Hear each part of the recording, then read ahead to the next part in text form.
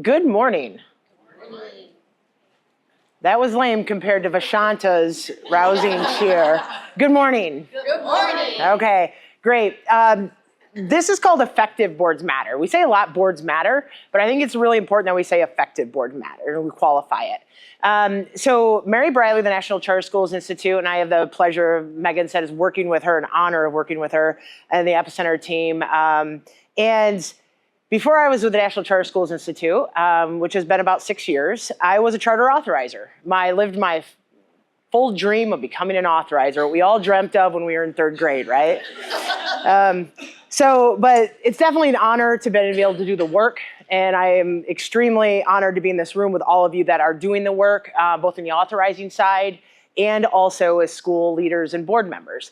So thank you for everything you do. My journey starts in 2011 when I fulfilled my dream of becoming a charter school authorizer. I was just fresh out of law school, joined Central Michigan University's charter school office, and it was really exciting because my dream was to really impact students and families on a daily basis. And so that's the path I found. And if you know anything about Central Michigan University's charter office, they really value board governance. They were kind of leaders from the beginning, focusing on if we have this 3-legged stool called schools, boards, and authorizers, and we all work together, great things can happen for kids. And we all need to be pushing and keeping that as the focus. They believe that really for a very long time since the beginning, and they're structured around boards, not only making sure they have information, they're communicated with, they're trained, they're developed, but also making sure that the authorizer respected those relationships. And so this is how I came through the charter world, is understanding this is what we do as authorizers. We support boards, we help to make sure they're developed, and we provide information to them in communications. And so I was really fortunate to see what that looks like and see the impacts of it. And then I left Central Michigan University to join Chicago Public Schools. And again, a great honor to work with all the amazing leaders across the city. And I learned really quickly, oh, that's not how this is everywhere. The Chicago boards, like a lot of you in the different cities, were formed to do a lot of fundraising functions for the schools. They were formed because it was nice to sit on a board, and it's part of that community. And they had little activity with a lot of the day-to-day functions, which is good in some ways, but they also weren't paying attention to the right things. So here I am, jumping in. A lot of you know my story in Chicago. It wasn't just like, oh, let me dip my toe and get wet on this. It was, you jump into the fire.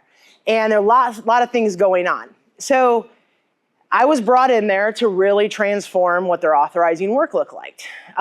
So I come in and I'm like, oh, great. We have renewals that just happened. The board just made decisions on renewals.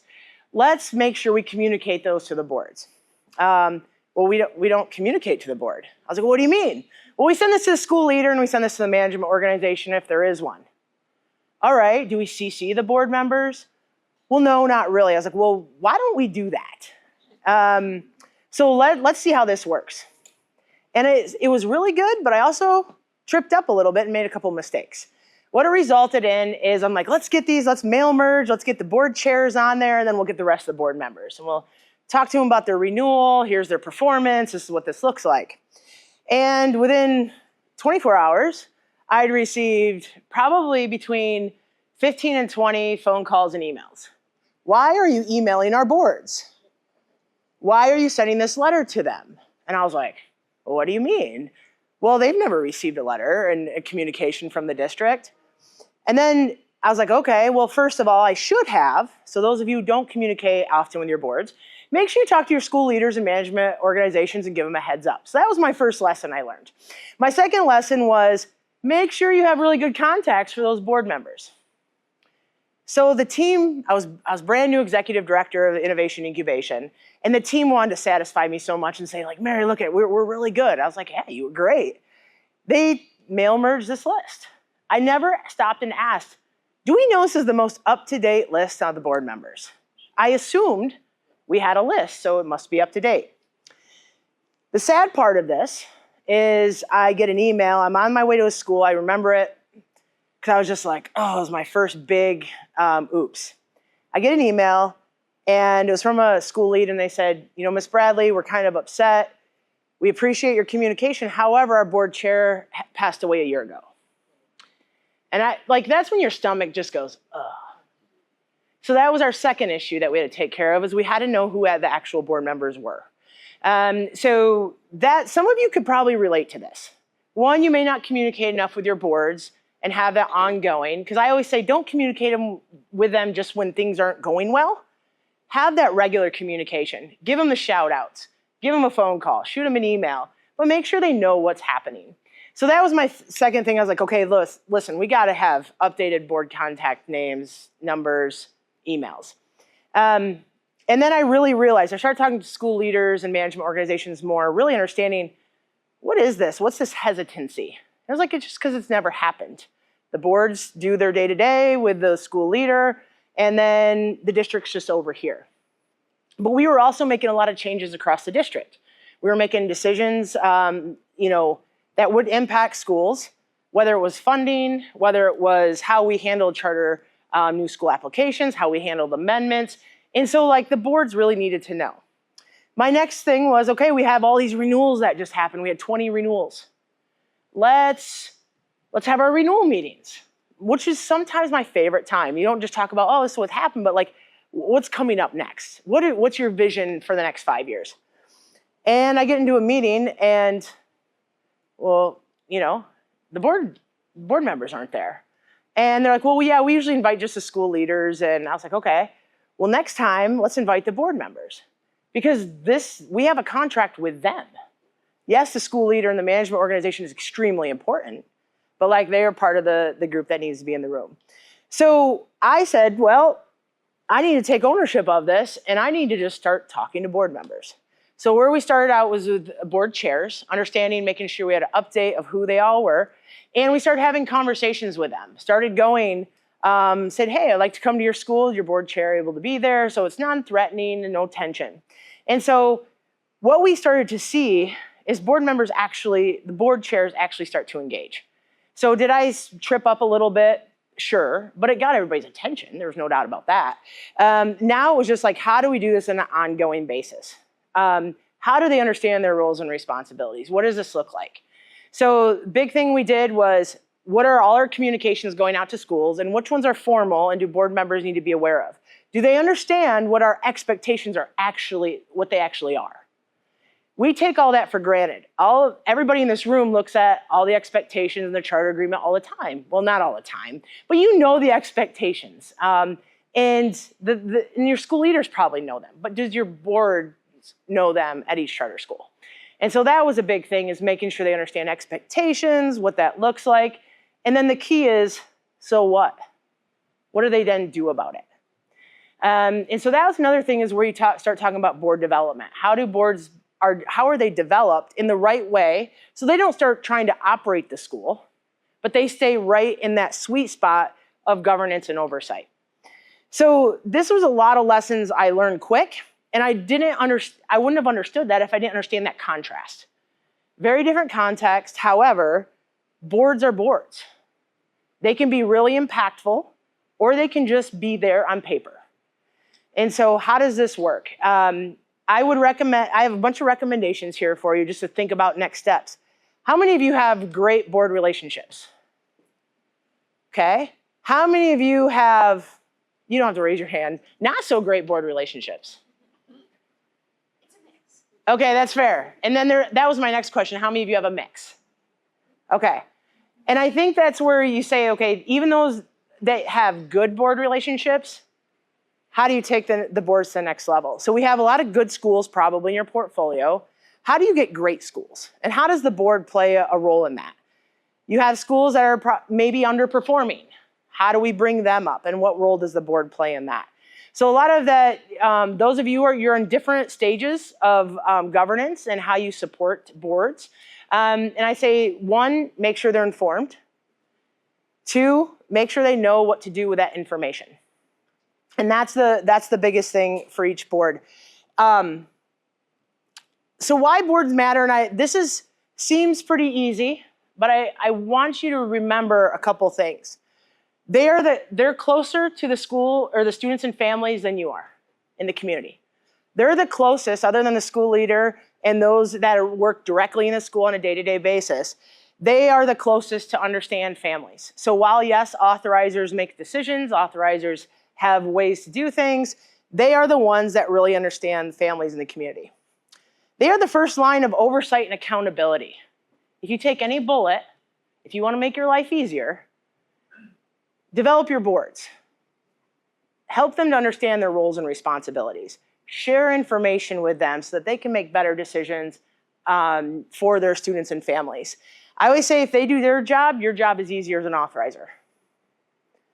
And it gets tiring being the one to do oversight. A lot of us would rather go out to schools and help support and figure out how do we help support students with disabilities? How do we help support EL population? How do we do this? And instead, we're bogged down because we have schools that aren't doing exactly what they're supposed to be doing, and they're not bringing that performance up. So boards, if your boards are effective, they are hiring well, they care about succession planning, so we know it's one of the biggest factors in a successful school's leadership. They are evaluating their leaders. They are paying attention to finances. They're doing long-term planning, short-term look, long-term planning, and they are the keepers of the vision and the mission of the school.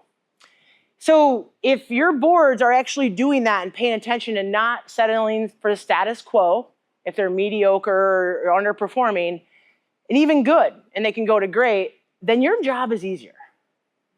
They are taking the steps and making the decisions that hopefully you don't have to make.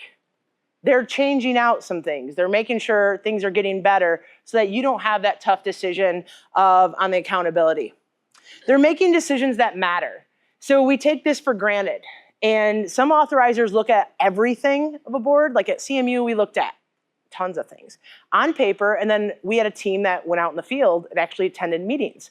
This is what we're seeing on paper actually in practice. We have a large portfolio that's tough for some of you, but I say always differentiate and see what's out there.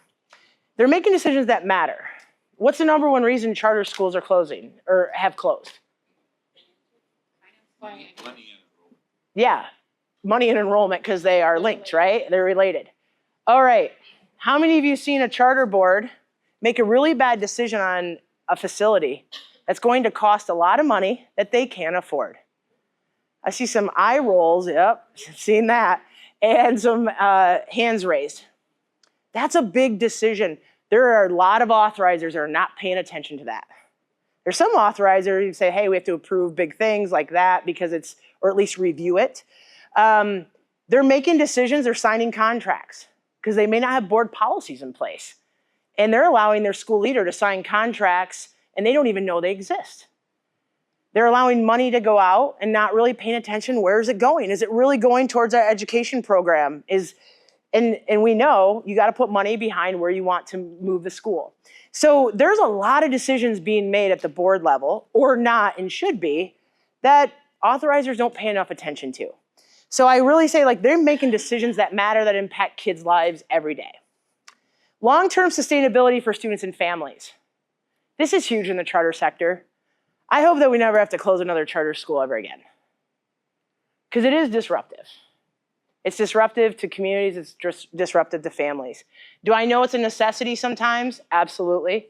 I've had to do it. It's the most unpleasant part of the work. But I would say, like, if board members are paying attention to financials, paying attention to things like facilities, paying attention to their leader and growth, that school is more sustainable. And really, families, students, the community, they deserve that.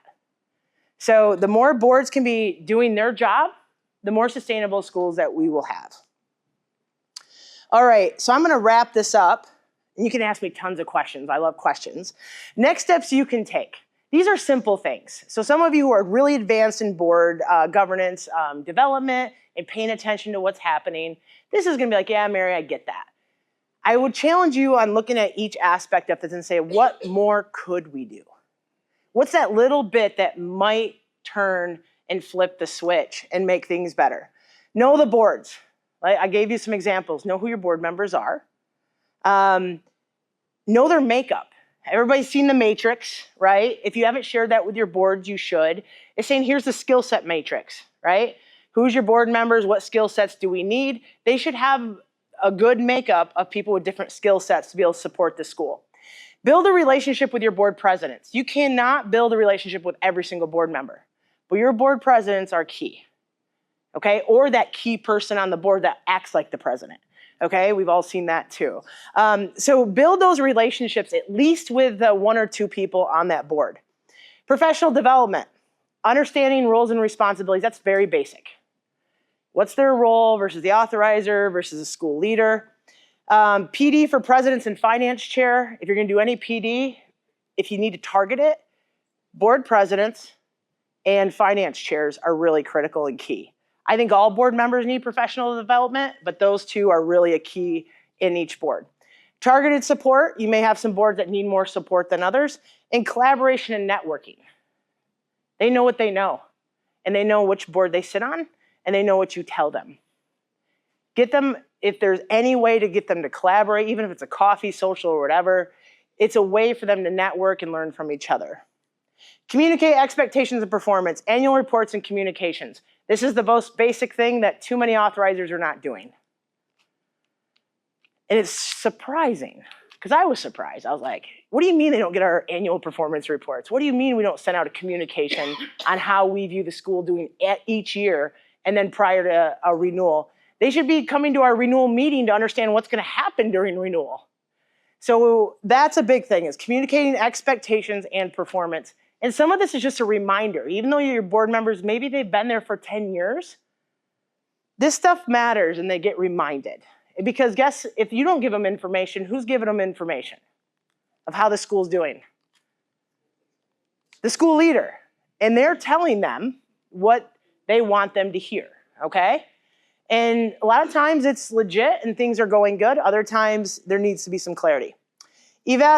Engage, involve them in the new school process. If you don't have board members in your capacity interviews, start doing that. That's a really good tell of how this is going to look long term, is not just school leaders or not just management organizations that are proposing in a school, but those board members. They're the ones your contract's going to be with. So I'd highly recommend making sure that they are involved in that new school process, especially the capacity review, and you can start understanding, do they have the skills needed to govern this school? Renewal. Invite them to your renewal meetings. We invited 1 or 2 board members. They could choose, we'd say the chair and 1 other board member. Have them sit, they can hear, and then also you can hear from them. What are their challenges? What's their hopes and dreams and their vision for the school in the future? And then annual meetings. We had annual meetings. We invited board members. They could come. I also would just meet with them once in a while. We tiered our schools. Who do I need to meet with more often, and does that involve a board chair? Evaluate board governance and provide feedback and support. This can be done in a couple different ways. Desk audits. A lot of you review your minutes and your packets and make sure everything's in place, policies. And then there's observations. Go to a board meeting.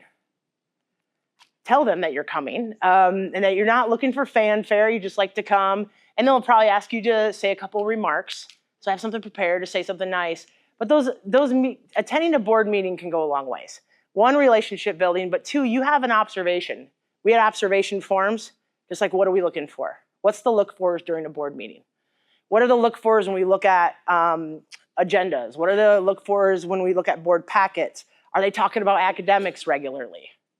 Are they reviewing things we'd expect them to review on an annual basis? And one thing we did was really helpful for our boards is we said, here's your monthly good questions to ask. If any, there's a lot of resources out there. We have some where it's like on a monthly basis, here's the cycle of the year. And in May, you should likely ask about this. In October, you should ask about that. So I really recommend even giving them some tools, even if you can't do big, huge professional development, give them the tools to be able to ask the right questions, ask wise questions. So those are just my takeaways. I'm a firm believer that I sit on a nonprofit board, so we support boards all over. And I'm a firm believer that everybody has, I'm gonna rephrase that. When everybody started to be on a board, they had the right intent. Some, their intent dwindles. They might get mixed up in things, or they might even stop caring. and they just become somebody that sits there every month. So I think people are good. They have the right intent. They also can get overwhelmed. They also sometimes don't know, like, what do I do? How can I be an effective board member? So how do you re-energize your boards? How do you help them to be more effective? Because they really do care. They really do care. And so how do we help them to have the energy, have the know-how, and really impact students and families? Because we all focus on that, and we all come to that shared value of this is for kids, then great things can happen for students and families. So thank you very much. I really appreciate your time.